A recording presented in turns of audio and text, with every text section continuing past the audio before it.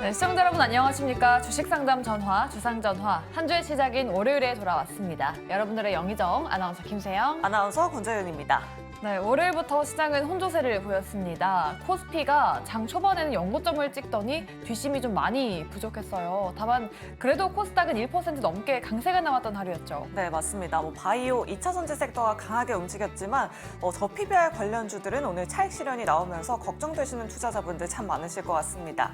내 종목 팔아야 하나 말아야 하나 고민되시는 분들 저희한테 지금 바로 연락 주시면 됩니다. 네, 저희 전화, 문자, 유튜브 창구까지 활짝 열려 있습니다. 전화는 02-2000-4919번이고요. 문자는 샵 2034입니다. 이쪽으로 고민되시는 종목들 보내주시면 저희 전문가분들께서 시원하게 상담 도와드리고 있으니까요. 많은 연락 부탁드립니다. 네, 그리고 저희 종목 상담뿐만 아니라 여러분들 계좌 포트폴리오 전반적인 상담도 도와드리고 있습니다. 내 종목 계좌가 전체적으로 고민이시다 하시는 분들은 아래 나가고 있는 문자 메시지, 메일 주소로 연락 주시면 또 세 분의 전문가분들이 냉철한 상담 도와드리도록 할 테니까요. 여러분들의 많은 참여 부탁드리도록 하겠습니다. 네, 그럼 월요일의 주상전화 본격적으로 출발해 보도록 하겠습니다.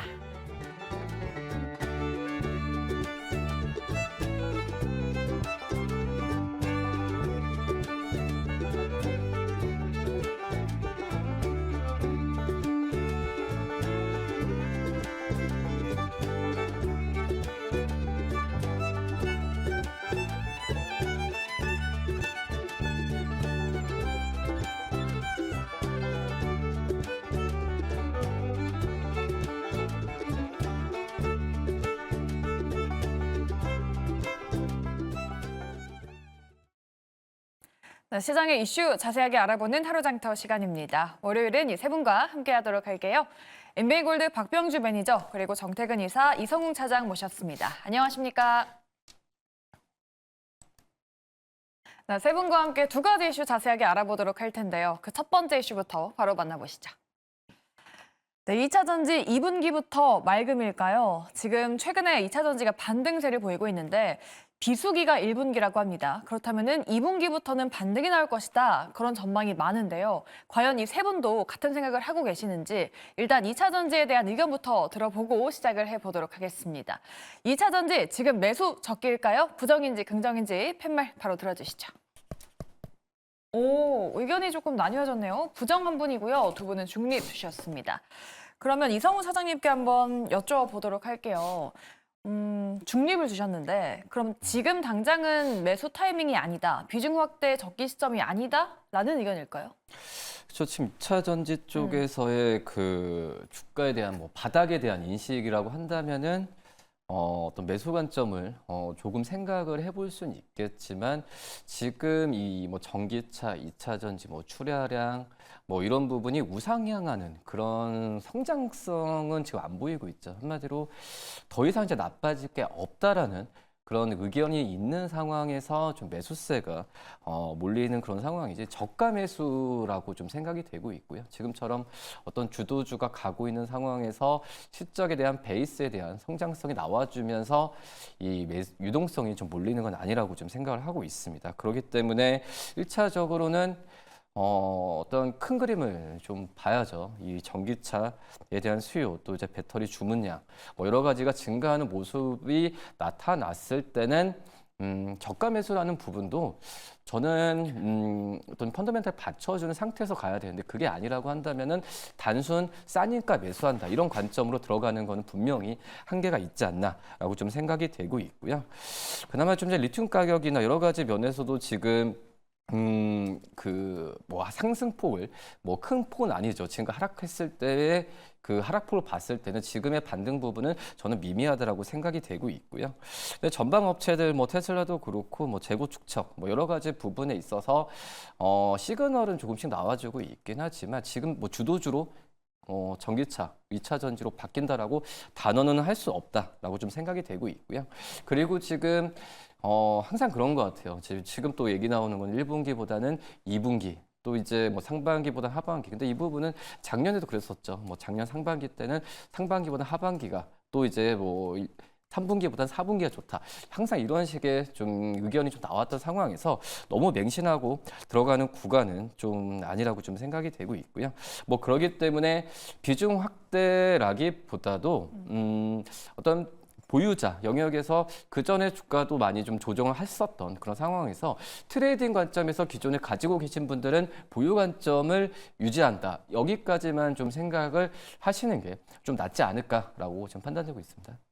보유자의 영역이다라고 말씀하셨습니다. 정태근 이사님께도 한번 여쭤볼게요. 지금 2차 전지가 바닥을 통과하고 있는 구간이라고 하고 2분기부터 좀 맑을 것이다라는 전망들이 많은데 뭐 단기적으로 더 크게 나빠질 건 없지 않나요? 크게 나빠질 건 없는데 크게 또 좋아질 건 없지 않나라고 제가 역질문을 좀 드리고 싶은데 네. 일단은 뭐 제가 생각하는 범위 내에서는 올해 같은 경우는 이제 2차 전지는 바닥만 잡아도 다행이라 생각을 합니다. 물론 46파이 배터리 관련돼 가지고 삼성 SDI 관련 종목들이 잘 가고 있는 것은 논외로 하겠습니다. 업종이 전체적으로 가느냐 못 가느냐 그 부분을 판단 좀 해야 되는데 최근에 탄산리튬 가격이 계속해서 하방 개선을 보이다 보니까 계속 기대감을 좀 불어넣는 것 같아요. 그런데 이 바닥에 대한 기대감들 일단 확인해야 될 것들이 많죠.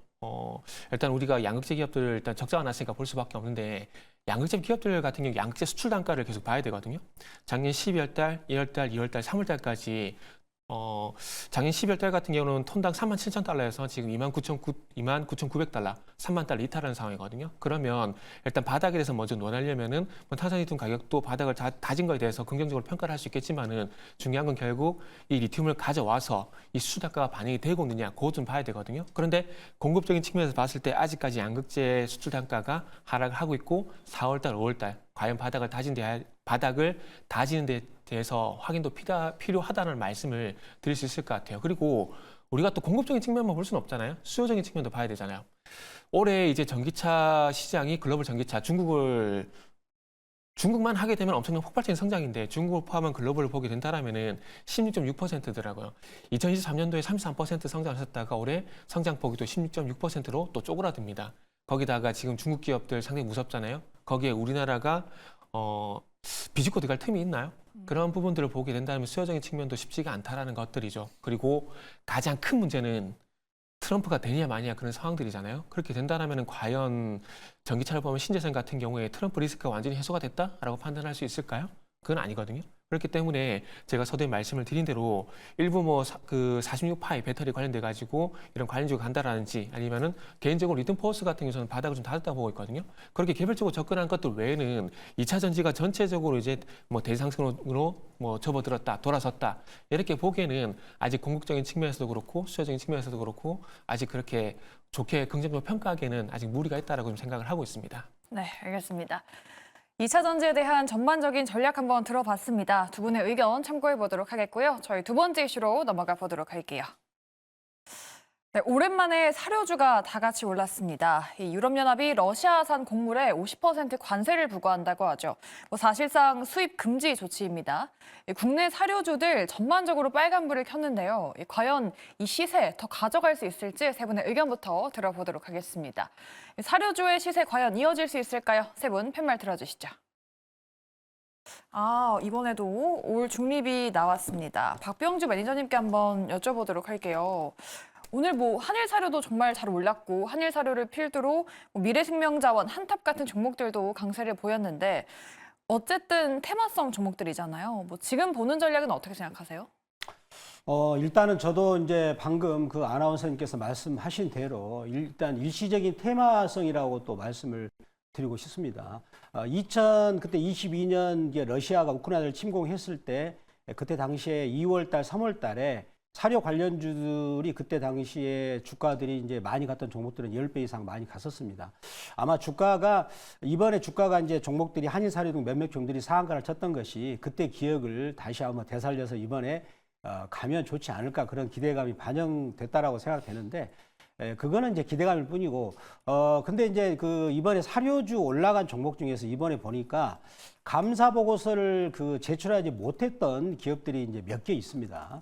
그러면 이제 감사 보고서를 제출하지 못하게 되면은 어떤 일이 벌어질까요? 갑자기 내 주식이 거래 정지가 돼가지고 또 갑자기 또 상장 폐지되는 그런 것 가능성도 있습니다.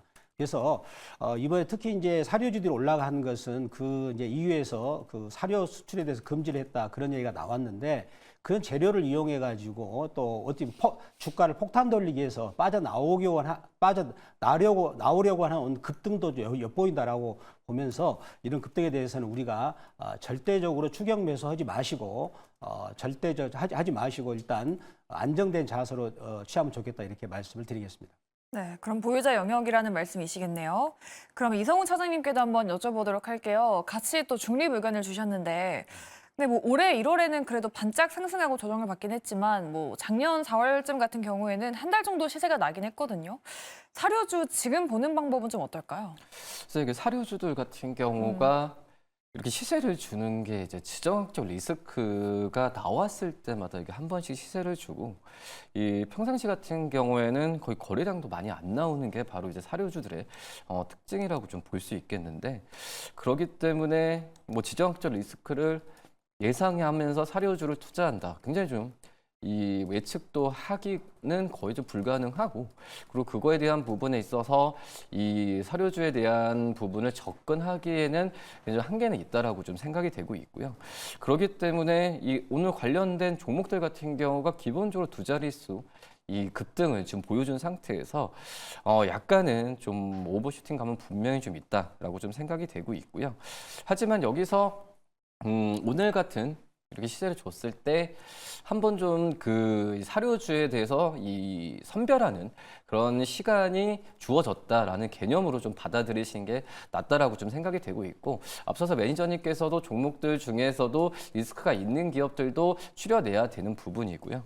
근데 지금 현재 그 오늘 종목 그 사료주를 봤을 때도 이 미래생명자원 그리고 한일사료 같은 경우에는 참 부채 비율은 굉장히 좀 이 낮고 유보율은 높은 그런 그 상황이 좀 있는 그런 부분인데 그러기처럼 이 어떤 테마주가 들어왔을 때도 이 종목별로 안전한 재무 구조를 갖고 있는 기업들 같은 경우에는 1차적으로 선별하고 그다음에 이 사업에 대한 전망을 그다음에 2차적으로 보는 전략이 맞지 않을까라고 좀 생각이 됩니다. 뭐 그렇기 때문에 다른 이제 이 사료주뿐만 아니라 어떤 테마주도 마찬가지겠지만 뭔가 어떤 이슈 때문에 주가 올랐을 때는 거기에서 가장 시가총액이 크고 좀 재무적으로 안정되어 있는 종목들을 한두 개만 좀 머릿속에 좀 생각하면서 들어가는 전략이 낫다라고 좀 생각이 되고 있고요. 그래서 이런 상황이 이런 오늘 급등이 내일까지 이어질지 부분은 한번 좀 봐야겠지만 제가 봤을 때는 이 차익에 대한 우려감도 내일 있을 거라고 생각이 되고 있습니다. 뭐 그런 점에서 봤을 때는 이 종목들에 대해서 이 추격 매수하는 전략은 좀 자제하는 게 낫지 않을까라고 좀 판단됩니다. 네. 사료주에 대해서는 세 분 다 약간은 보수적인 의견이신 것 같습니다. 이렇게 두 가지 이슈 알아봤고요. 저희 시간의 특징주 보도록 할 텐데요. 그 전에 저희가 전화, 문자 접수받고 있습니다. 고민되신 종목이 있으면 아래 나가고 있는 전화번호 그리고 문자번호로 연락 주시면 됩니다. 저희 전문가 분들께서 꼼꼼하게 1대1로 상담 도와주시니까요. 여러분들의 많은 연락 부탁드리도록 하겠습니다. 그럼 저희 시간의 특징주 보고 다시 돌아오도록 할게요. 네, 정규장은 마감했지만 시간의 거래는 현재 활발하게 이뤄지고 있습니다. 시간의 특징주 5종목 확인해 보도록 할게요. 저희 앞서서 사료 관련주 짚어봤었죠. 미래생명자원 오늘 10% 넘게 급등한 데 이어서 시간의 거래에서도 상승률 상위 종목에 이렇게 랭크가 되어 있고요. 한화오션은 장 마감하고 공시가 나왔습니다. LNG선 수주 소식 알렸는데요. 8척 규모라고 하고요. 카타르 선사향이라고 합니다. 잠시 후에 자세하게 짚어보도록 할게요. 그리고 오늘 원택과 비올, 미용 의료기기 관련주들이 오늘 강하게 올랐습니다. 비올 같은 경우에는 실펌 X의 중국 진출 소식이 전해지면서 그 호재 시간의 거래에서도 계속해서 이어지고 있습니다. 비올 시간의 상승률 상위 종목에 이렇게 올라와 있고요. 나머지 두 기업은 현재 하락세 보여주고 있는 기업입니다. RS 오토메이션, 이렌시스, 로봇 관련주들이 일제히 하락률 상위 종목에 이렇게 올라와 있습니다. 그럼 좀 하나하나 짚어보도록 할게요. 먼저 로봇 관련주 짚어보도록 하겠습니다. 내일 시장에서 엔젤 로보틱스가 신규 상장할 예정입니다. 박병주 매니저님께 한번 여쭤보도록 할게요.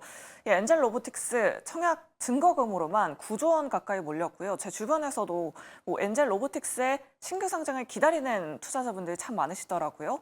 내일 시장에서 이 로봇 관련주들의 수급 영향, 어떤 영향이 있을까요? 네.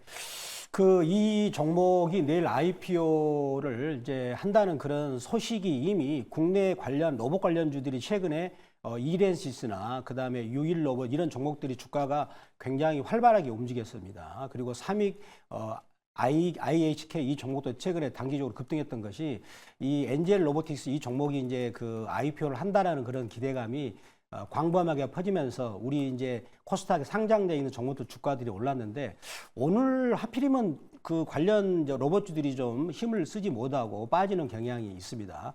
특히 이렌시스 같은 경우는 바닥권에서 한 3배 이상 급등을 했었거든요. 아마 이런 재료가 서서히 소멸되고 있다라고 생각이 드는데, 근데 한 가지 제가 이제 그동안에 매일경제 TV를 이제 출연하면서 여러 가지 이제 신규 상장 종목들에 대해서 이슈를 많이 다뤄왔던 그런 경험으로 놓고 본다면 예전에 카카오뱅크 등 많은 종목을 이슈를 다뤘었는데 그런 종목들이 신규로 IPO 했을 때 주로 거의 한 95%가 고점을 형성하고 그다음부터 이렇게 하락하더라라는 그런 제 나름대로 통계를 갖고 있는데 왜 그럽니까? 보통 그 신규 상장하는 종목들은 이제 그 회사에서 앞으로 신규 상장한 후에 사업 자금을 마련하기 위해서 신규 상장할 때는 굉장히 좋은 사업 전망을 시장한테 많이 이제 언론 보도를 하면서 높은 가격에 책정돼 가지고 상장을 하고요.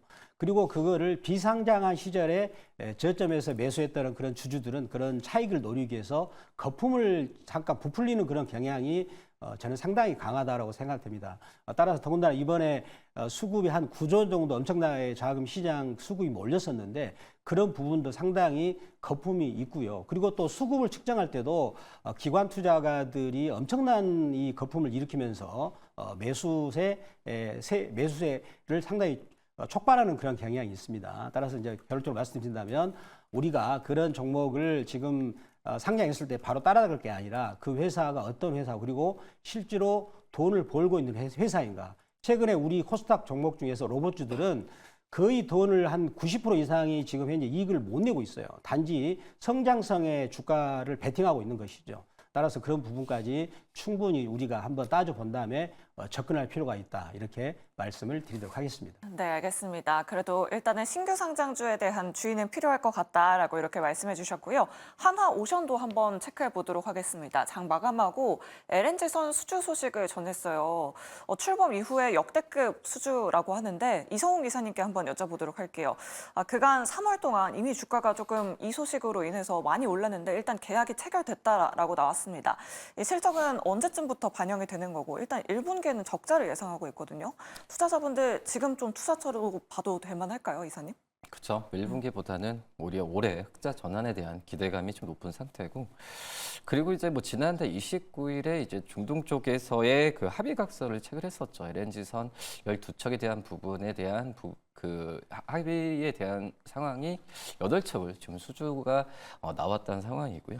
뭐 아시겠지만은 이 조선 같은 경우에 수주가 여기 나왔을 때는 바로바로 이제 바로 이 금액이 실적에 잡히는 게 아니라 몇 년 동안 나눠지면서 이렇게 잡히기 때문에 이 실적에 대한 부분은 계속 지켜봐야 되는 상황이고, 다만 이제 지난 번에도 이제 VLCC 쪽에서의 수주 얘기가 나온 상태에서 이번에 이제 LNG 쪽에 나온 걸 봤을 때도 한화오션에 대한 올해 흑자 전환에 대한 부분은 이제 타당성을 점점 이 힘을 가져간다라고 좀 말씀을 드릴 수 있겠고, 뭐 이런 분위기는 작년 이제 말부터 또 올해 초부터 이제 우리나라 조선 기업들의 수주나 이런 부분으로 봤을 때도 계속 나올 가능성이 있다라고 좀 생각이 되고 있습니다. 그렇기 때문에 지금 현재 올해 그 상반기 때 EPS 그러니까 실적에 대한 추정치가 높아지는 그런 기업들 같은 경우가 기저효과로 면에서 봤을 때는 이 반도체, 뭐 조선, 유틸리티 이쪽에 가장 좀 이 가능성이 높은 상황에서 이 조선주들이 이 당분간 또 이제 반도체가 올해 상반기 때는 AI 트렌드가 계속 되겠지만 조선주로의 어떤 순환매 관점이 자동차보다는 조선주 쪽으로 더 갈 확률도 굉장히 좀 높지 않을까라고 좀 판단이 좀 되고 있습니다. 뭐 그런 점에서 내일은 한화오션의 상승세 도 중요하지만 이 다른 이 조선 빅 기업들의 상승세와 함께 순환의 관점에서 이 조선주에 대한 랠리 부분이 계속 이어질지를 1차적으로 체크하는 그런 부분이 필요하지 않나 이렇게 판단됩니다.